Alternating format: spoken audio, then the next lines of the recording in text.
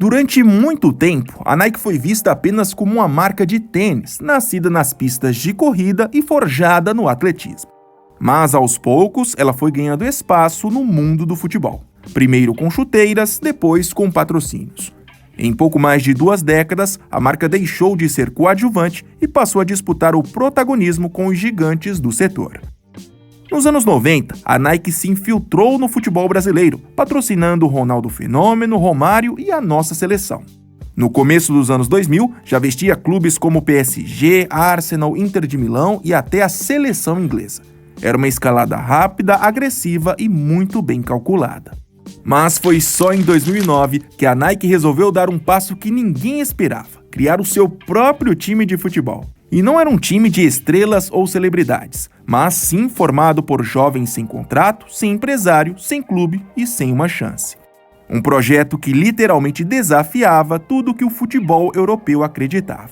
No vídeo de hoje, o Gol de Canela volta um pouquinho no tempo para relembrar a curiosa história desse projeto abandonado pela Nike.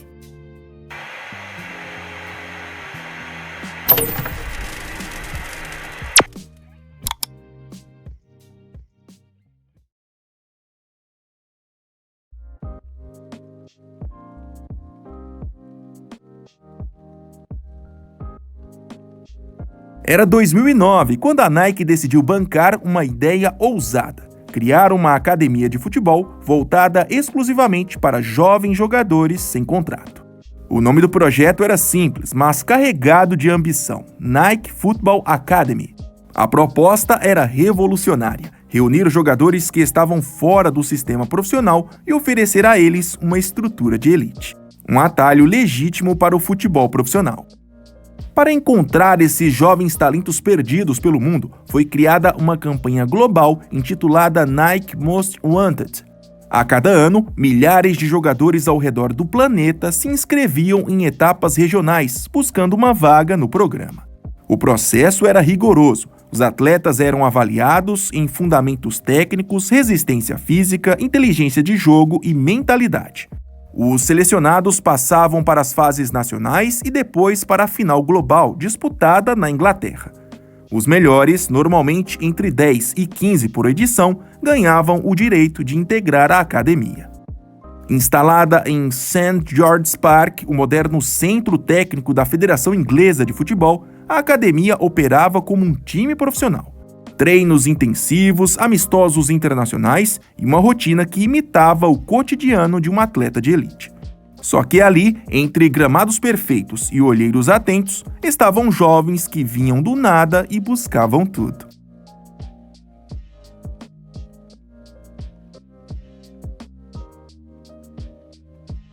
Uma vez selecionados pela Nike, os jogadores entravam em um mundo completamente diferente daqueles de onde vieram. Mas a academia não se limitava apenas a treinos. O grande diferencial era a exposição competitiva. A Nike Football Academy formava um time que disputava amistosos internacionais contra as categorias de base de grandes clubes da Europa. Era comum ver confrontos com equipes sub-21 de Manchester United, Arsenal, Barcelona, Ajax, PSG, Zenit, Inter de Milão e muitos outros. Para os jogadores da academia, esses jogos eram mais do que testes, eram verdadeiras finais de Copas do Mundo. Cada partida poderia representar uma proposta de contrato, um convite para testes ou até mesmo a chance de profissionalização imediata.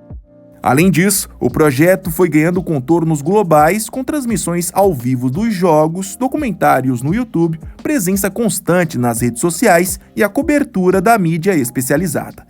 A academia tornou-se rapidamente não só um campo de formação, mas também um palco midiático que a Nike usava com inteligência. A marca, inclusive, via na academia um laboratório de inovação de seu material esportivo. Com um cenário tão favorável, os resultados começaram a aparecer. Entre os nomes mais emblemáticos revelados pela academia, destaca-se o meia australiano Tom Hoggett, que após passar pela Nike Football Academy foi contratado pelo Celtic da Escócia e se tornou um jogador com convocações frequentes para a seleção australiana.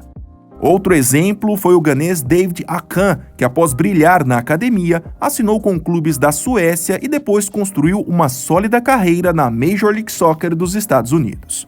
Outros nomes passaram a circular em clubes da Championship inglesa, ligas escandinavas, segunda divisão espanhola e até no futebol asiático. Alguns não chegaram ao estrelato, mas conseguiram assinar o seu primeiro contrato profissional. Durante quase uma década, a Nike Football Academy mostrou ao mundo que o talento nem sempre estava onde os grandes clubes procuravam.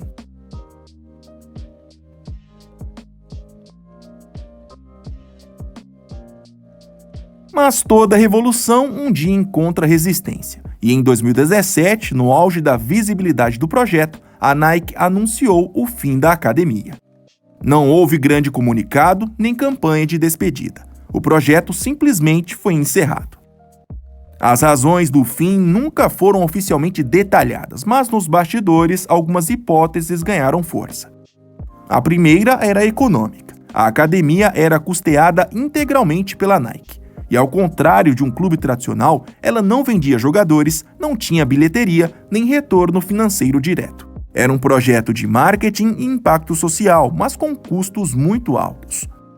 Outra razão era estratégica. A Nike, nos anos seguintes, passou a adotar uma abordagem mais voltada à parceria com clubes e seleções de renome. Patrocinar equipes como PSG, Barcelona e seleção francesa, por exemplo, rendia muito mais exposição e resultado comercial do que manter um projeto independente.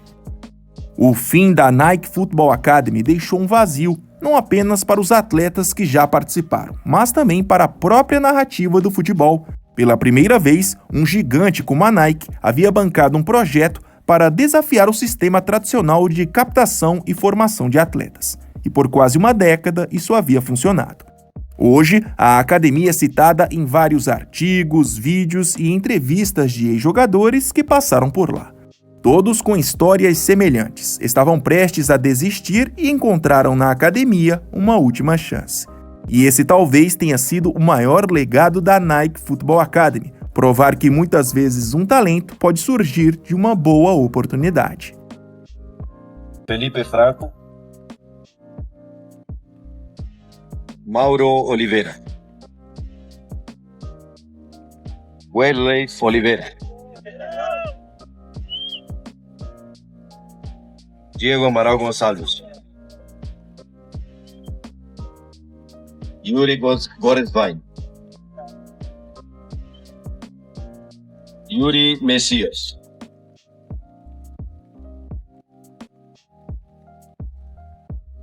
Você lembrava desse projeto da Nike? Se sim, deixe aqui nos comentários. E não se esqueça, se gostou do vídeo e ainda não é um inscrito, por favor se inscreva no Gol de Canela. Até mais!